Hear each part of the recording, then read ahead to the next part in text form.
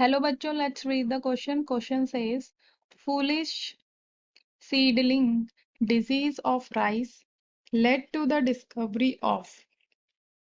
Question में पूछा गया है कि जो फूलिश सीडलिंग डिजीज है राइस की, उससे किसकी डिस्कवरी हुई थी।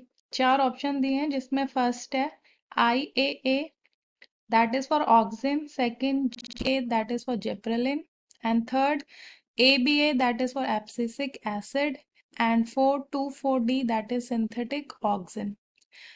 Key concept: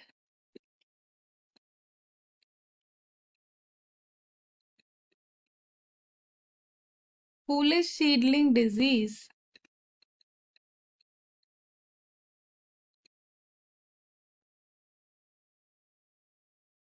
of rice is also known as, ये जो foolish seedling disease of rice है इसे बैकने डिजीज भी कहते हैं। बैकने डिजीज ऑफ राइस भी कहते हैं क्योंकि ये जो डिजीज है ये जापान में सबसे पहले देखी गई थी एंड वहीं से इसको नाम मिला है बैकने।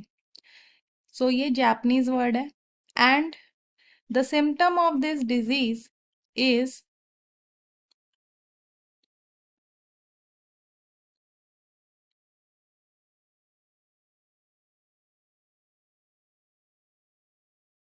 Abnormal growth of rice crop.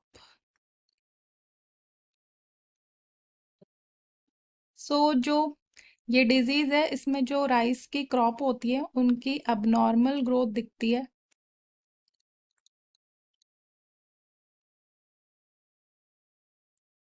So जो क्रॉप फील्ड्स होती हैं राइस की, उसमें जो राइस की क्रॉप्स होती हैं उसमें एबनॉर्मल डिजीज इनकी देखी जाती है। जैसे ये नॉर्मल राइस है इसमें एक एबनॉर्मल ग्रोथ देखी जाती है ऐसी। ये जो इलोंगेशन है राइस का ये इस डिजीज में देखा गया था जो कि एक एबनॉर्मल ग्रोथ है बाकी नॉर्मल ग्रोथ से।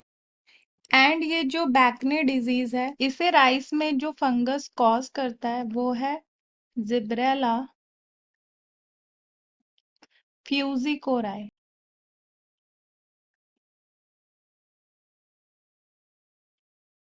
जिब्रेला फ्यूजिकोराई जो फंगस है वो ये एबनॉर्मल और अननेचुरल ग्रोथ जो है वो कॉज करती है क्योंकि एक सब्सटेंस जो है ये एक्टिव सब्सटेंस जो बनाती है वो ही इस ग्रोथ को मतलब इस ग्रोथ के लिए रिस्पॉन्सिबल होता है। 1926 में एक साइंटिस्ट थे जिनका नाम था कुरोजावा। इन्होंने ये जो अननेचुरल ग्रोथ हो रही थी राइस में वहां से जो सब्सटेंस है उसको आइसोलेट किया एंड वो जो सब्सटेंस जो आइसोलेट किया वो था जिब्रेलिक एसिड जिसे जिब्रेलिन्स भी कहते हैं। इसी डिजीज से डिस्कवरी हुई थी इस जिब्रेलिन की जो कि प्लांट का ग्रोथ हार्मोन है जिब्रेलिन। यहाँ पे चार ऑप्शन जो दिए हैं उसमें करेक्ट ऑप्शन है सेकंड, GA एब्रिवेटेड फॉर्म है जिब्रेलिन्स की एंड इसे जिब्रेलिक एसिड भी कहते हैं। जो फर्स्ट है IAA ये इनकरेक्ट है क्योंकि IAA इंडोल 3 एसिटिक एसिड जो है वो ऑक्सिन को कहते हैं। ABA होता है एब्सिसिक एसिड के लिए ये भी इनकरेक्ट है। फोर्थ जो है वो ऑक्सिन ही है लेकिन वो सिंथेटिक ऑक्सिन है 2,4-D।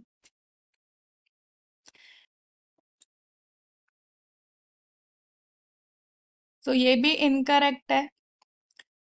Hope you understood it well. Good luck.